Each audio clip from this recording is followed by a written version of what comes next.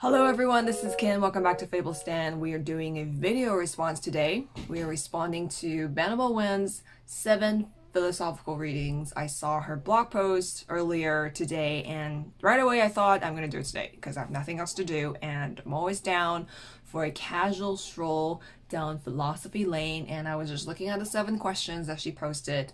These are 7 classic philosophical questions, things like the Trolley Dilemma, what difficult truth about the human condition are you ignoring, etc. I'll put the questions in the, the description box, and I'll also link her blog post.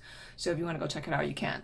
I actually only skimmed through the questions. I only read through the questions. I actually haven't read her answers yet because I thought I want to give my own answers first before reading into other people's answers so I don't get affected.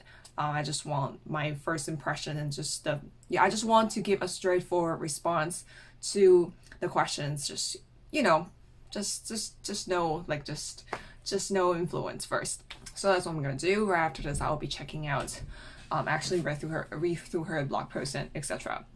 So she said that to begin this reading, you should set the intention of finding the deepest truth within yourself, the deepest truth that you carry within you when you're born into this universe.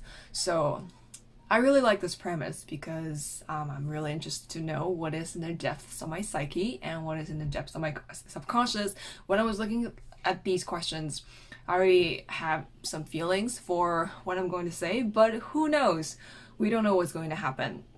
So here on camera, I set the intention of finding the deepest truth within myself, and I hold the space for the answers to come through my intuition, through my imagination, through the depths of my subconscious, through my higher self, connected to the oneness that everything is. So here we go. I'm excited to see what is going to happen, and I'll be using my own Way of the PANDA Tarot. Of course, I think this is just from my own creative sphere anyway. I think this will help me tap into that deep connection. Obviously this deck is connected to me in in ways that no other decks could. So because I created it, obviously. Okay. So there are some bonus cards in there because this is the Kickstarter edition. I need to take one card out just in case that it shows up because I want to give truthful answers and I want to avoid any card, but when I post this, the decks are probably not sent out yet. So, and that is the Secret Mystery bonus card. So just to avoid any awkwardness, I'm going to pick out that card first. And so you're not going to see what that card is until people start posting and people start getting the deck. So yeah, let me just find that card. Where is it? Ah, here we go. Okay. But the other bonus cards are still in there because they're not a secret. But if they show up, then I guess it's fine. You just won't get the surprise if you are one of my backers, but won't be that bad. English breakfast milk tea. So amazing. So the first one is the Trolley Dilemma, which... Let's use a deck of cards. Okay, that is her instruction. Okay. So the Trolley Dilemma, which immediately reminded me of the recent insanely successful Kickstarter campaign for Trial by Trolley, is actually based on this philosophical premise, and it's a really cool card game. And I would have totally backed it if because I was asking around my friends, I was like, if I back this, would you actually play with me? They're just like, eh. So I was really sad. But anyway, so first one is the Trolley Dilemma. Divert the course of nature and kill one to save 5, or let nature take its course and let the 5 die. So the scenario is basically you see a train going down the train track and then it's diverging into 2 separate directions. One of them has 1 person on it and the other one has 5 people on it, and the train is heading towards that the track with 5 people on it, and you are near the lever, so you have the power, or you can choose to change the direction of the train, kill that 1 person to save the 5, or just let nature take its course. So let's see. I usually just avoid this question by saying like, oh, you know, I'll just stop the train, or have some kind of heroic imaginative scenario where both sides live, or just shout for the one person to get off, or no, shout for them to, you know. But like, obviously this is a conditional question and this is just a thought experiment, so let's see. What would I do, you know, what do I think is the right thing to do? We'll see. Divert the course of nature, kill 1 to save 5, or let nature take the course and 5 die. Honestly, I think I already have a feeling for what I'm gonna say, for what I think is the right thing to do, or what I will do at least. So, what would I do? Or just kind of explore whatever answer that comes up.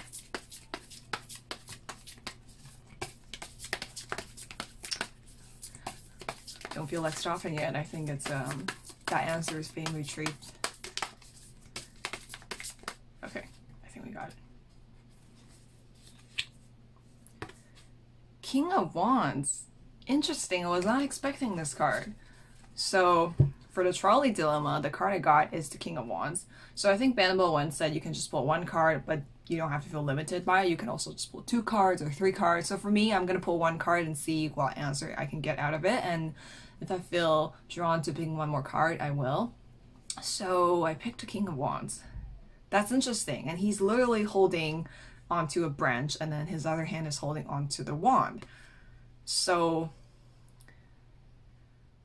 right away, this is kind of just reflecting my position, right? I feel really torn, right? I think what I was thinking when I first saw this question was, do I really have the power to decide someone's fate? Do I really have the power to make that choice? Is it really my choice to make, you know? But I guess that scenario is presented to me. So when I look at this card, it's kind of saying like, do I hang on to this branch right here to kind of just hang on to the security of not needing to face this question, or do I actually act on the power that I have? Maybe it's not positive or negative, but it's just the power of choice that I've been, you know, the choice that I've been presented with. And it's very interesting because when I concepted this deck, like King of Wands is a little bit of a conceptual figure, you know, he's that success story, he's fire, he's a manifester, you know, anything he dreams he can manifest. So he's the ultimate, he has a lot of power when it comes to affecting reality and commanding reality. So, and also commanding his power. And I guess this is maybe just reminding me to look into maybe this is a discussion of power, you know, this isn't a discussion of morals for me, because like I said, my first impression of this question without drawing the cards are, do I have the power to make that choice? I'm not God. I don't have the power to determine someone's fate. Do I have the power to determine someone's fate? So I feel like I want to draw 1 more card for this, because obviously this is setting the tone. This is a discussion of power, not maybe some people would discuss this as a moral issue or a practical issue, you know, like kill 1, save 5. That seems like a good deal. But for me, it's a discussion of power, because do I have the power to make that choice? Let's ask that question. Do I have the power to make that choice? Do I? Do I really though? Do I? Do I not? Do I? Okay, right here. Page of Wands. Interesting. So the first word I heard when I pulled out this card was student, because pages are still learning, right?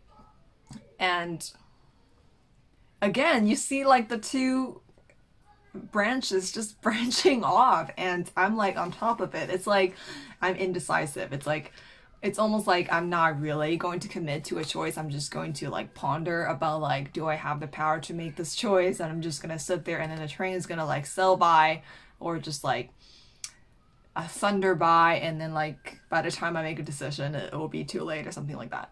But let's take a look at the Page of Wands. So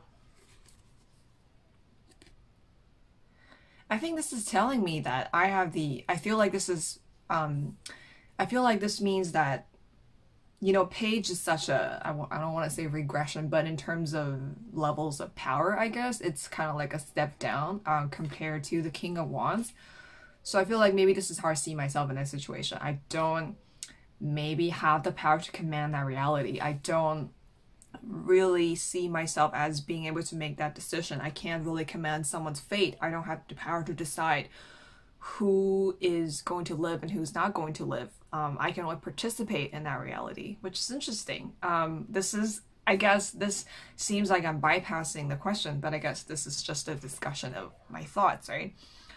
And honestly, I don't know, because the Page of Wands has both of her paws on the colorful branches. It's almost like two branches of reality that could potentially, it's like, who am I to decide? Like, do I really, who am I to decide? That's kind of my I guess my dilemma. Let's draw one more card to see how I can conclude this. But let's say if I'm really pushed to make a decision, what would I choose? Actually, I think I know the answer, but I'm already shuffling, so let's see what happens. Okay. Seven of Swords. So I think I'll just let nature take its course, honestly, because I know, practically speaking, it seems like it doesn't make sense for me to let 5 people die, or it doesn't make sense for me to not save that 5 people by letting that one person die. But I think where I'm standing is like, you don't really know the potentiality, you don't really know the karmic relationships or connections or what was supposed to happen for these people. You don't really know the worth of lives that you're saving. You can't really judge life by numbers, and you can't really just count them and be like 5 lives equals is more than 1 life. You don't really know the worth of that life, right? I think every life is inherently worthy, and if by fate, if by chance that those 5 people are on the train tracks and they're going to die, I suppose I guess I'll just let nature take its course. You know, I will choose to not switch that lever. But it's interesting. I kind of feel like there's this defiant stare from Seven of Swords Panda. His name is Jack Sparrow, by the way. Yes, referencing the pirate. And I don't know, like, this is making me feel like I'm just dodging the question, but I guess I answered the question. I'll let nature take its course, but at the same time, I feel like I will maybe I'll never be able to make peace with that decision. You know, it's not a perfect decision, obviously. Maybe I'll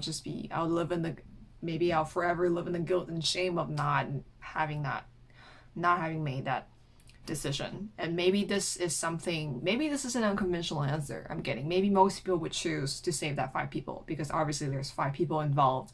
There's 5 more families involved. There's 5 more trajectories involved.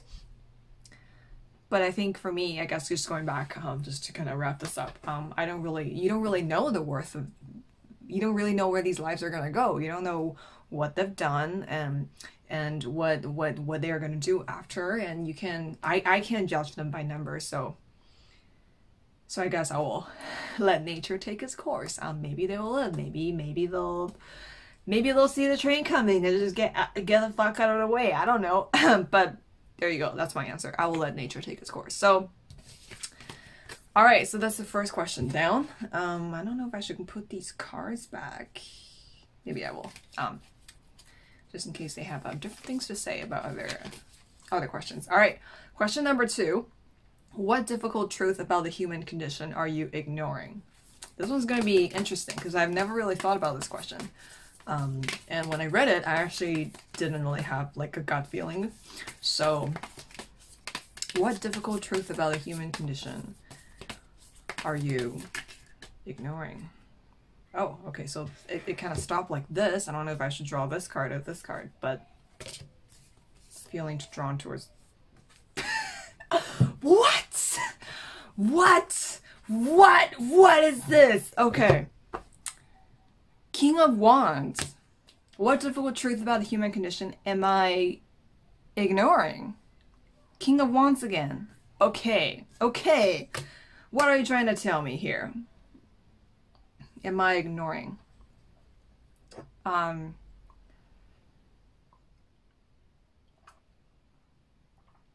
the human condition.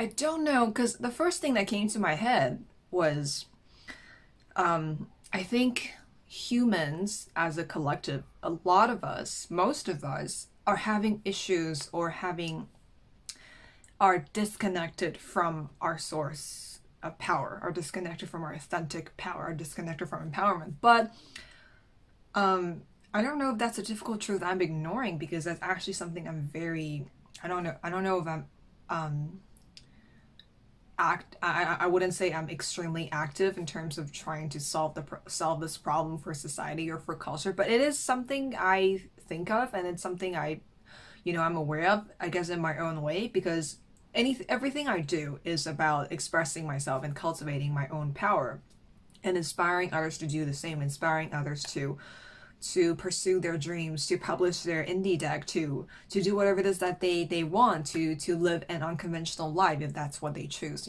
to kind of break the mold and break the norm, etc. So I guess on some level I'm aware of it, but it's interesting that King of Wands showed up again. What difficult truth about the human condition am I ignoring?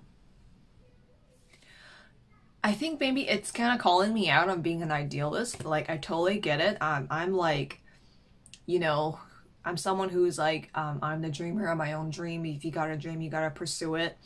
And if you have, if you want to do something for yourself, you just gotta do it.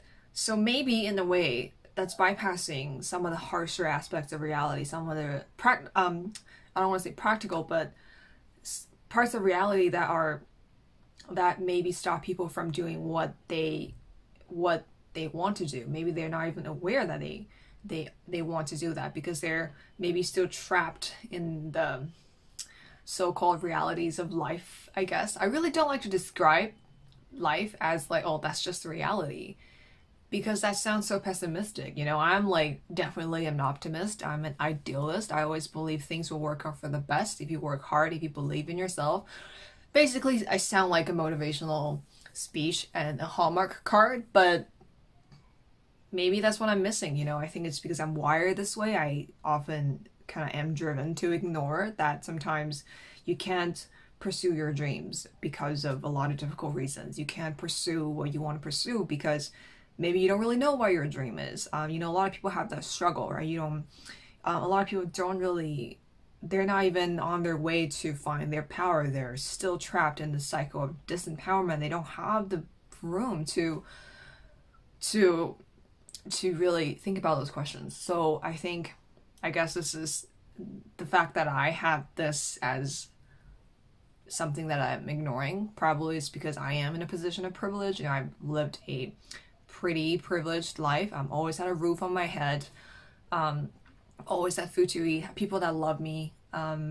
Struggle with acceptance, but it's not like traumatically oppressive. It's just the typical, I immigrated and I need to learn a new language. So it's not like I don't see myself as having had a hard life at all. So I guess that's what I'm ignoring, which is that's interesting. I did not expect this to come up again. So I guess that's what I'm ignoring. I'm being an idealist. I sometimes just tend to. I think I see this in myself. Like sometimes I just bypass that. Sometimes life is hard. Sometimes you can't get out of a cycle right away. Sometimes you can't get out of a difficult situation right away. You can't do that just by sheer will. You can't just do it by just thinking like, I'm the dreamer of my dream. Even though your thoughts are very important, obviously they drive your actions, but sometimes that doesn't solve all the problems. Sometimes people just can't. And it's, to me, that's a little sad, because I believe we all deserve a life where we tap into our highest potential. But maybe every person, every soul is on different parts of their journey, right? Maybe the fact that I'm here just speaks to like maybe some of the work that I've done in my past lives. I don't know. I don't know if this is again, is there such a thing as karmic privilege? No, we're all equal and we're all the same in right? So it's so I guess that's not really a thing. Privilege is really when you live in a hierarchical, I hate that word, society, then you have the concept and idea of privilege. But is there such a thing as privilege on the soul level? Probably not. No, there is no such a thing as privilege on a soul level, but just when you're born into a hierarchical society, then there's the idea of privilege. So I guess sometimes I do bypass that. I admit, like sometimes I am kind of like a rah, everything's gonna be okay if you just like persist and just keep working hard and keep dreaming, etc. So, but I don't feel bad about it though, because that's just who I am. That's the way I think, and I'm okay with it. So there you go. That's my answer for number 2. Number 3, what does it mean to live a good life? Ooh, this one's gonna be fun. Shuffling like this now. What does it mean to live a good life? Ooh.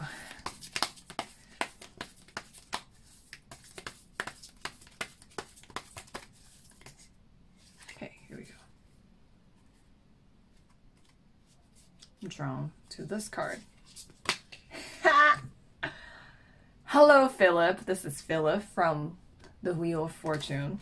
I have so much to say about this one. I think I already know the answer to this one. So what does it mean to live a good life? Is to just go with the flow and just whatever that happens in life, you just need to find ways to enjoy it, even during tragic moments. Obviously, you shouldn't force yourself to enjoy a tragic moment, but I need to tell you the story behind Wheel of Fortune. I need to tell you Philip's story. So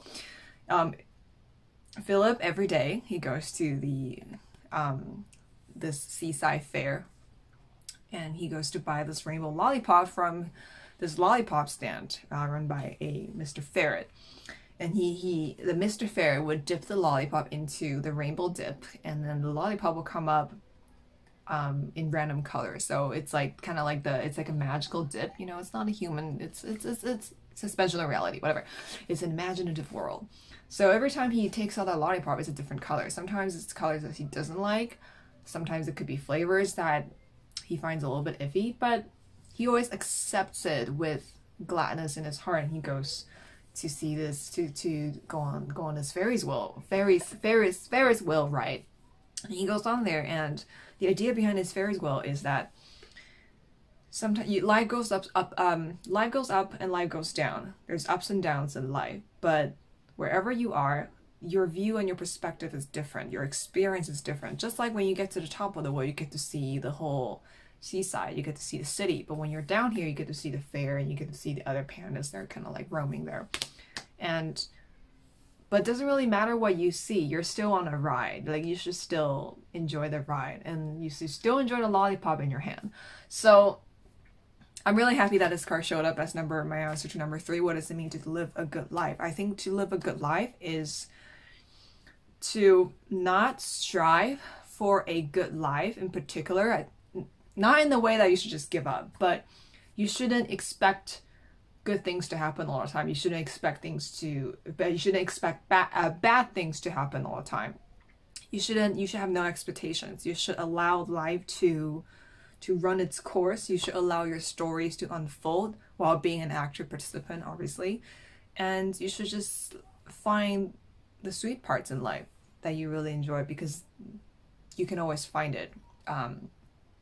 And I don't know. I don't have a lot to say about this. I feel like my answer to this one is really simple. I think what does it mean to live a good life is to, I know I said do not strive to live a good life. I think what I meant was don't have any expectations for what your life needs to look like, because that is the source of all unhappiness and the source of all evil.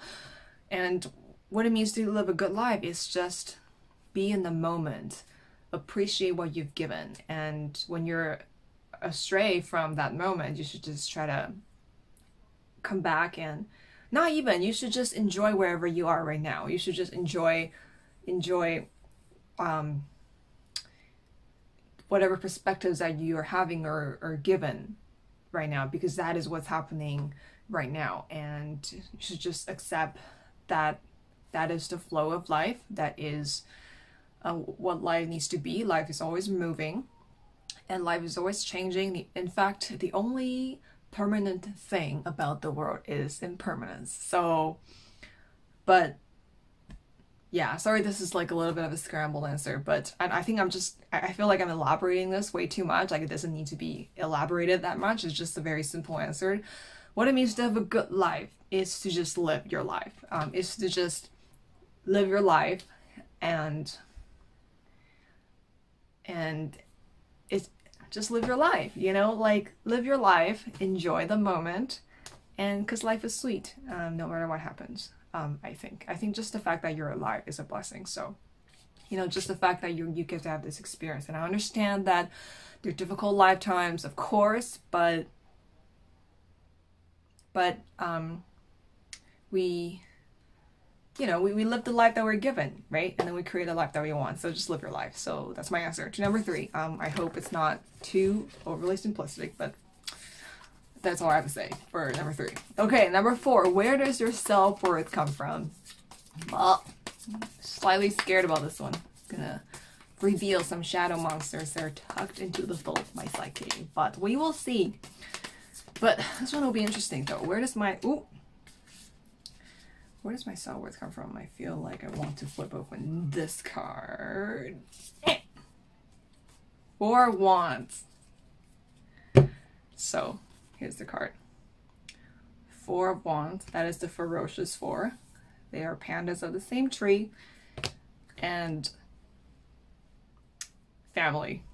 I'm like very close to my family. I'm very connected to my family. I'm so involved with having a relationship with my mom and my brother and my dad before he passed away. And I know this is like this is not too uncommon for Asian families, I guess, because Asian families tend to stay together for a long time. But I know in Western society, usually like as soon as you're 18, you're just like, bye. But I've been living with my mom and my brother and my whole life. And honestly, I wouldn't trade it for the world because I'm tearing up a little because in this lifetime, I feel I'm just so, I don't know what to say. It's family. That's where I'm just so close to my family. Like everything that I understand about myself, everything that I'm able to work through about myself, all the wounds that I've had and all the wounds that I'm able to heal from, it's because my family is there. And especially my brother, like a lot of the relationships that I went through, if he wasn't there to grow with me, I would not be the person I am today. So there you have it. My self-worth really comes from my relationship with my family, and just we've grown so much together. And then I know I'm blessed to have a family that's unique as this one, because I feel like just from what I've seen, from the people I know, not a lot of families have this kind of awareness with each other. And I feel really blessed to be in a harmonious relationship with them, not in challenging as in difficult, but like in a way that we challenge each other to grow, and we're always communicating with each other. And I just feel really fortunate that, because not a lot of people get to do this with their family, especially not a lot of people get to do this with their parents. So I'm really fortunate to be in this family. And I used to be a little ashamed because, you know, there's the pressure to move out, to kind of be an individual in society, etc. But I've come to accept, and I've come to appreciate that, you know, this is such a rare opportunity to have a relationship with your family like that, with your birth family, with your blood family. And I'm just really fortunate that they help me grow and heal every day. So that is my answer to number 4. I wasn't expecting that. I was expecting like creativity or I guess like by extension, 4 of Wands could also tap into like creative community or whatever. But honestly, it's my family. It's my mom and my brother and my dad, who is a cosmic warrior somewhere now. Yeah, there you go. Okay, number 5. What had existed before universe was created? This is gonna be cool. Maybe it's just a hamster on a wheel. I don't know. Maybe it's something else. This one's gonna be interesting. Oh, So it came out like this. I don't know. Okay, so these two cards kind of showed their faces. Knight of Wands and Six of Wands. So I'm gonna go a little fantastical with this one because that's what I'm feeling. It's gonna happen. My cat's trying to come in from the door because I closed the door because I'm filming.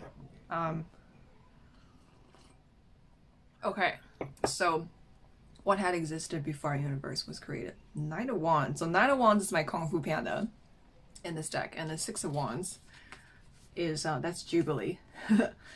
She's the leader of the pandas. So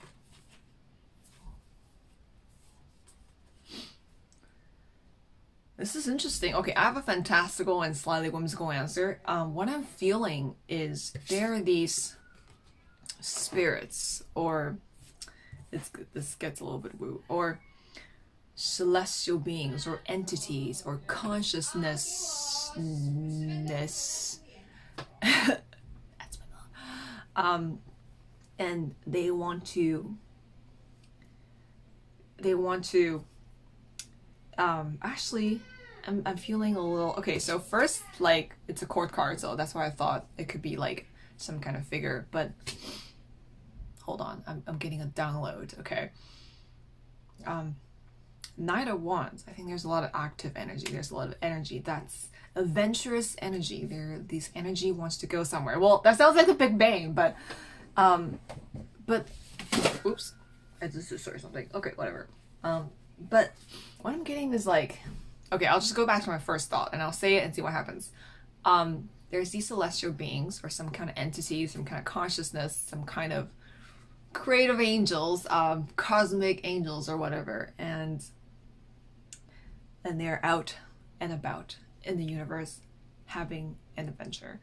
They're like the eternal child, the eternal children.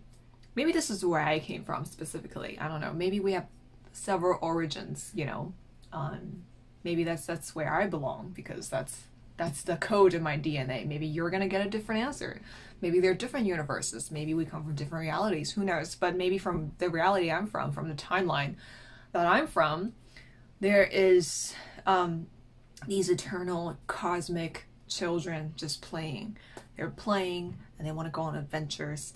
And I feel like at first it was just it was just an expression. It was just like not a personality per se, but just like a godhood, like a god personality, like a cosmic personality, like an energetic imprint, right? And it's very playful, it's very adventurous, it's very daring, and it wants to go somewhere, it wants to create something, it wants to just like boom, kabam, spark. And then it maybe found speaking of sparks, those are little sparklers, and it found these colors within itself, because it's not just one person, it's a collective, right? It's a they. It found these different sparks within itself, and then it decided that it needed to, this does sound a little bit like Big Bang, doesn't it? It needed to kind of not split. It needs to be separate but still one. I guess this is the universal narrative. It needs to lead, it needs to go somewhere, and I feel like I need one more card for this to complete the story. It needs to have a place to run, I guess. It needs to have a place to express itself, to be observed, to be perceived, to have a relationship with something, to, well, I guess that's the birth of reality, but one more card. And then what happened next? What had existed before the universe was created? I think it was just these like intentions and energies that wanted to spark, that wanted to. Two of Swords is my last card, or my third card. So that's interesting. I was just thinking of duality, right? So I guess this is kind of my version of oneness and becoming separate but connected. And I feel, okay, what existed before the universe was created? Before the universe was created, maybe it's really more like before the universe was thought to have been created, because the way we perceive the universe, maybe the universe is unfathomable, right? Maybe the way we perceive the Big Bang, or the way we perceive this creationist, this cosmic timeline or narrative, maybe it's just limited to our perspective of duality, because we need to place it in a particular time and space. We need to place it in a certain way. We need to line it up so that we can understand it. But maybe it's not like that. Maybe it's just, it's an energy, or it's offshoots of energy. It's this is so abstract. I don't know, but that's what I'm getting. That's all the things I want to say. It's energies that are alike and akin to each other, coming together to shine forth a light, because they know together that light is going to be more colorful and it's going to be brighter. But then there comes the Two of Swords, and I guess to maybe, in order to experience that light, that unity but separate, they need to enter duality. They need to enter the space-time where they're able to find themselves, they're able to understand themselves, they're able to perceive themselves, they're able to have an identity. Because without that, or I guess without an ego, they can't really they can't really experience and understand their own light and the light of others, because there is no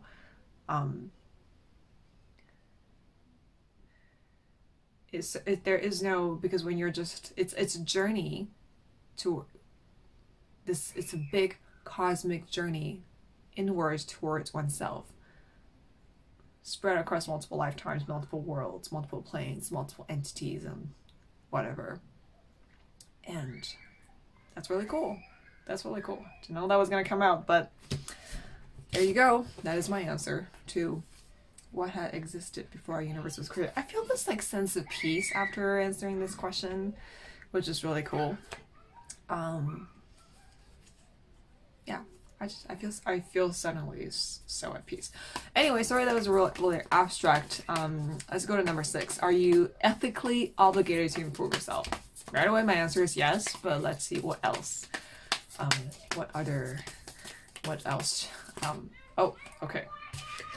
So these two cards came up reversed, actually. The Hanged Panda and also the Eight of Wands. They came out like that, on top of each other, like this. So, I don't know. I feel like this is just kind of affirming what I was thinking. I think you are definitely ethically obligated to improve yourself, because when you improve yourself, you're also improving the lives of the people around you. You're improving the general, like, happiness and awareness and spirituality, whatever meter of humanity. So the more work you do for yourself, the more work you're doing for humanity. And the more aware, the more responsible that you take over creating the things in your life, the more mature you are, the more self-aware, the more power that you cultivate within yourself, the more power you have to do good in the world. And because think about it, if you're just like, maybe you disconnect yourself from improving yourself, maybe you're just like, it doesn't really matter as long as I'm happy, it doesn't really matter, then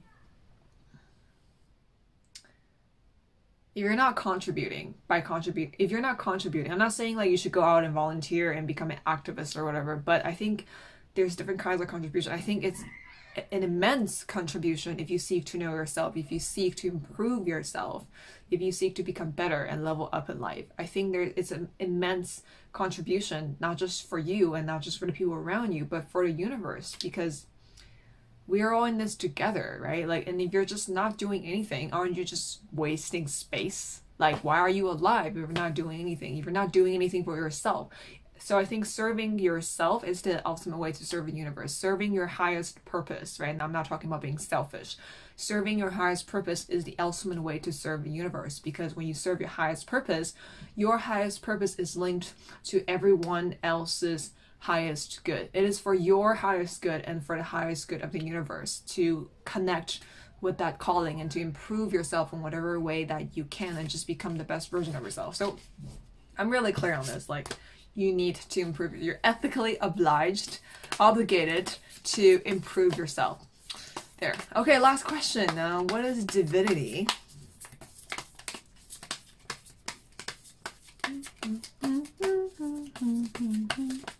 What is divinity? I don't have a feeling for this one. So, oh, that one wants to. Oh, I got Knight of Wands. Okay.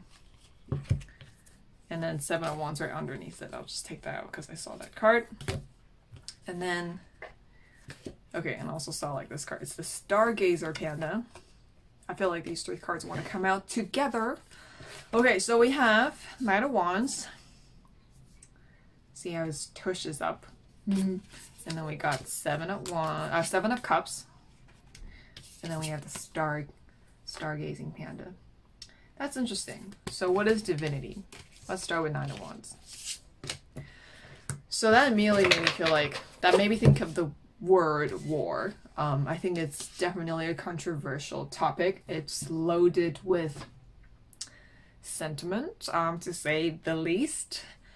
It's people get so caught up with defining divinity or needing to prove that divinity exists or that gods exist or angels exist or spirit guides exist. People get so caught up with proving that something exists.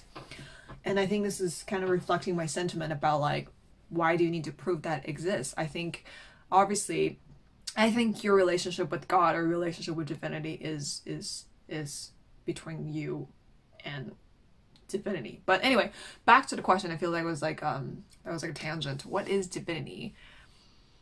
I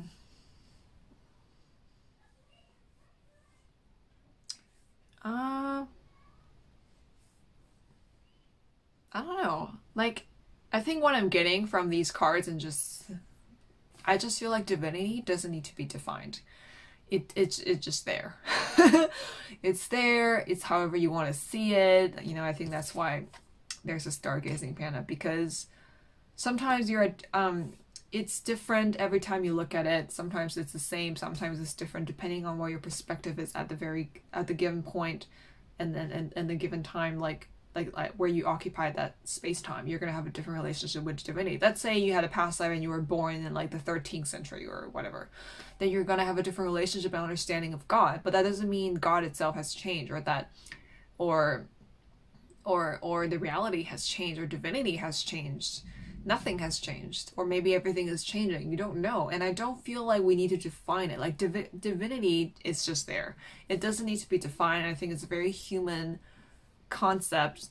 It's something that people get wound up like easily. It's something that people get wounded, you know, by frequently. I think it's because we take it so personally. Like divinity is just there. It's not some kind of epic divine entity or energy source, or it's not something that we ultimately find within ourselves, or I don't know. I feel like we attribute a lot of meaning to divinity. I feel like it doesn't need to be like that way. I think divinity is just there, and we have a lot of different feelings about it across history, across different timelines, across different space-time and culture, individuals. We all have a different definition of divinity, and I think that's what divinity is. It's just like the way we want to see, the way we perceive something that's bigger than us, the way we want to.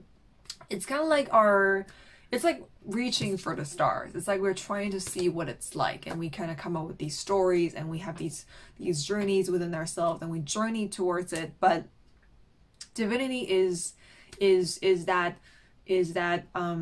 destination. It's not like something you go and figure out. It's not something you arrive and then you conclude and then you find the answer and then that's it, because that will mean the end of existence and life and divinity themselves. It wouldn't make sense. And I guess divinity is kind of like a journey. It's just it's really just the thoughts and the feelings and the perspectives that we have as an individual in that lifetime, in that very given moment. Is just that, I feel. And I kind of feel like divinity is just there. It's just there. It doesn't and then we just attribute a lot of meaning to it. And maybe it's useful to do that. It's meaningful. It's meaningful to do that during certain points of our lives, to feel like we have a purpose, to feel we're connected. But ultimately, doesn't really matter, right? Like, it's just there. So that's my answer. I don't know if that's a satisfying answer, but that is my answer. Okay, so wow, I knew this video was gonna be long because it's 7 philosophical questions, and that was my exploration. That was my little thought experiment or thought experiments. There's some interesting things that came up, and I'm really glad I did this. I look forward to reading Benebell's blog post and check out her answers, and I'm looking forward to everyone else's answers. And see what people are saying about this, because like I said, always down for a casual stroll down philosophy lane. So yeah, thank you for watching. If you watched this far, it's 45 minutes, so thank you for spending almost an hour with me. If you make a video, I don't know, tag me, because I would love to see it. This is not my tag, but I just wanna know what you think. But no, don't tag me. Doesn't matter. I'll be checking out her tag and check out to see what other people are tagging. I'm tired. As you can see, this was a lot of thinking and a lot of talking, and I totally forgot about my tea, and it's cold now, and I'm sad. Okay, so I think I'm like all tarotted out for today. Yeah, this was really cool. So thank you, Benebell, for creating this challenge video response thingy for us to do. I think I've always loved using tarot to explore what I think about things, explore deep questions, philosophical questions, moral questions, ethical questions, spiritual questions, etc. Because you never really know what kind of answers you unearth within yourself, and you never really know what perspectives that you may end up having at the end. Anyway, I'm babbling. So yeah, thank you again, Benebell, for making this, creating this activity thingy, and really excited about everyone else's answers. So I'll be checking everything out. I think that's it. And yeah, be the hero of your own story. And I'm Kim, and this is Fables Stan, and have a great life. Bye.